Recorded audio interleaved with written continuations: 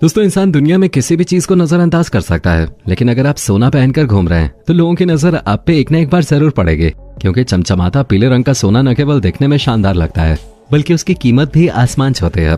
तभी तो लोग सोना खरीदने के लिए पागल रहते हैं और ये बहुत अच्छा इन्वेस्टमेंट भी है। पर क्या कभी आपने सोचा है कि जिस सोने को पहनकर लोगों के ठाट बाट बढ़ जाते हैं, उसी सोने से हीरे जवाहरात कैसे बनाए जाते हैं? इसका पूरा प्रोसेस क्या होता है? इस वीडियो में आपको यही जानने का मौका मिलेगा। बस वीडियो के साथ चिपक के इसी तरह बैठे रहिएगा। दोस्तों, हम आपको सोने या फिर इससे बनने वाली चीजों के बारे में बताएं, उससे पहले आपका ये जानना जरूरी है कि आखिर में सोना आता कहाँ से है और क्यों ये इतना ज्यादा महंगा बिकता है। दोस्तों, खासतौर पे सोना जमीन या फिर पहाड़ को खोद के निकाला जाता है। सिर्फ इतना ही नहीं, बहती नदियों में मौजूद कंकड़ पत्थर में भी सोना होता है। जी हाँ, सोने की भी नदियां बहती हैं, लेकिन बात सिर्फ इतनी है कि वो जो कंकड़ पत्थर में मौजूद सोना होता है वो बहुत कम मात्रा में होता है। सबसे ज्यादा सोना खदानों में पाया जाता है, जिसे निकालने के लिए काफी मेहनत लगती है और ये जोखिम भरा काम भी है। यही वजह है कि सोने की कीमत इतनी ज्यादा होती है। देखा जाए तो सोना आपको लगभग हर जगह देखने को मिल जाएगा। बस फर्क सिर्फ इतना है कि कुछ जगहों पे ये बहुत बड़ी मात्रा में देखने को मिलता है, तो कुछ जगहों पर लोग नाम मात्र ही सोना देख पाते हैं। बाकी तो आप देख ही सकते हैं कि किस तरह इस नदी के पानी को प्रोसेसिंग प्लांट की मदद से छानकर उसमें से सोना निकाला जा रहा है। सोने के कण साइज में भले ही बहुत छोटे हों, लेकिन इन छोटे छोटे टुकड़ों की कीमत भी हजारों तक पहुंच जाते हैं। और यहाँ पर तो इस तरह के बहुत से छोटे छोटे सोने के टुकड़े इकट्ठा किए जाते हैं ताकि इन्हें मैन्युफैक्चरिंग प्लांट में आगे की प्रोसेसिंग के लिए भेजा जा सके। आपको बता दें कि दुनिया का सबसे बड़ा गोल्ड मैन्युफैक्चरिंग प्लांट अफ्रीका में मौजूद है, जहां सबसे पहले तो सोने के जितने भी छोटे बड़े टुकड़े होते हैं उन्हें बिल्कुल सामान्य आकार में छोटे छोटे दानों में बदल दिया जाता है। हालांकि ये प्रोसेस करने से पहले सोने के टुकड़ों को हाइड्रोक्लोरिक एसिड में अच्छी तरह से धोया जाता है। उसके बाद सोने के जो असामान्य पत्थर होते हैं उन्हें एक बराबर आकार देने के बाद उन्हें कुछ इस तरह से इकट्ठा कर लिया जाता है और तब जाकर आगे का प्रोसेस शुरू होता है। सबसे पहले अगर हम सोने के बिस्किट बनाने की बात करें तो इसके लिए दो प्रोसेस होते हैं। सबसे पहले तो सोने के छोटे छोटे जो दाने होते हैं उन्हें सोने के बिस्किट बनाने वाले बॉक्स में डालकर हीटिंग चेम्बर में भेजा जाता है। फिर कुछ ही देर में हमें वो सोने के छोटे छोटे दाने एक बड़े से ईंट या फिर बिस्किट के आकार में देखने को मिल जाते हैं, लेकिन इसे छुआ नहीं जाता क्योंकि ये हीटिंग चेम्बर से होके आते हैं।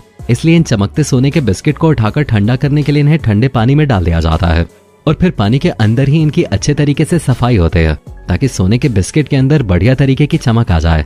जब सोना पूरी तरह से ठंडा हो जाता है तो अब बारी आती है इसके ऊपर हॉलमार्क लगाने की, जो सोने की शुद्धता को दर्शाता है। हालांकि ऑटोमेटेड हॉलमार्किंग मशीन की सहायता से ये काम झट से हो जाता है और फिर सोने के चमचमाते बिस्किट बनके तैयार हो जाते हैं।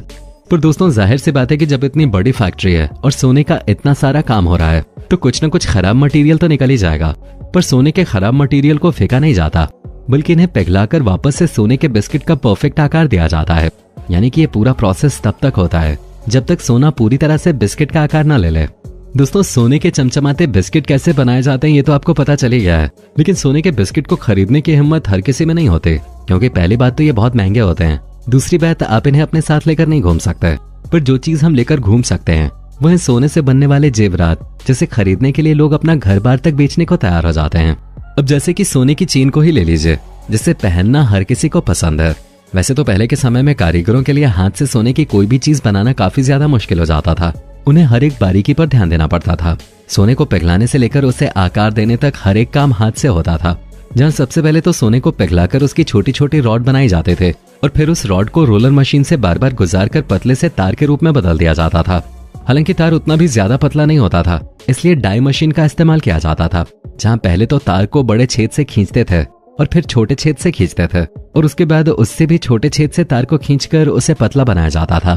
जब तार पतला हो जाता था तो उसे लपेट लपेट कर कोयल की तरह आकार दिया जाता था और फिर धारदार चीज का इस्तेमाल करके इनको कुछ इस तरह काट देते थे। अब साफ साफ देख सकते हैं कि काटने के बाद ये छोटे छोटे रिंग के आकार में बन जाते थे, जिसके बाद इन रिंग को आपस में एक एक करके जोड़ दिया जाता है और फिर आग की मदद से इनके टूटे हुए हिस्से को चिपका दिया जाता था, जिससे वो कभी ना खुले। अब इन सारी चीजों से आप अंदाजा लगा सकते हैं कि पहले के समय में जब हाथों से चेन बनाकर तैयार किए जाते थे तो कितनी ज्यादा मेहनत लगते थे। इसी वजह से हीरे जेवरात के दाम और भी ज्यादा बढ़ जाते थे। लेकिन अब जमाना एडवांस हो गया है, सारी चीजें मशीनों की मदद से आसानी से की जा सकती हैं। सोने की चेन को डिजाइन करने से लेकर उनके जॉइंट्स को मजबूती देने का हर एक काम बहुत ही आसानी से किया जा सकता है।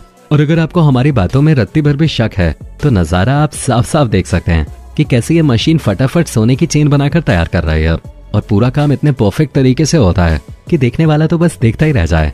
लेकिन दोस्तों खेल यहीं पर खत्म नहीं होता। जब मशीन सोने की चेन को अच्छी तरह से बनाकर तैयार कर देती है तो उसे चेकिंग के लिए भेजा जाता है, जहां वर्कर हर एक चीज को ध्यान से देखते और पढ़ते हैं कि कहीं कोई गड़बड़ तो नहीं है। असल में सोने में होने वाली हल्की सी गड़बड़ भी बहुत बड़ी मानी जाती है, इसलिए जहां कहीं भी खराबी होती है उस चीज को दोबारा से मैन्युफैक्चरिंग के लिए भेज दिया जाता है और जो चीज बिल्कुल परफेक्ट बनी होती है उन्हें ही आगे हम लोगों तक पहुंचाने के लिए भेजा जाता है। अगर आप सोच रहे हैं कि सोने की चेन बनाना कोई बड़ी बात नहीं है तो चिंता मत कीजिए। अब आपको बेहतरीन डिजाइन वाले सोने के हार की मैन्युफैक्चरिंग प्रोसेस बताने वाले हैं, जिसे बनाने के लिए किसी भी मशीन का इस्तेमाल नहीं होता, बल्कि ये पूरा काम हाथों की कारीगरी से ही अंजाम दिया जाता है, क्योंकि ये काफी बारीक काम होता है जिसे करना मशीनों के बस की बात नहीं है। दोस्तों सोने का हार बनाने के लिए कारीगर सबसे पहले सोने के कच्चे मटेरियल जैसे कि सोने की चेन या फिर सोने का तार वगैरह ये सब कुछ एक साथ इकट्ठा कर लेते हैं और फिर उनसे हार बनाने का प्रोसेस शुरू करते हैं। कारीगर जिस डिजाइन का हार बनाना चाहता है उसके छोटे छोटे टुकड़ों को पहले से ही तैयार कर लिया जाता है और फिर इन्हें चिपकने वाले गत्ते के ऊपर एक एक करके लगाया जाता है ताकि जो चीज जहां लगाई जाए वहीं चिपकी रहे।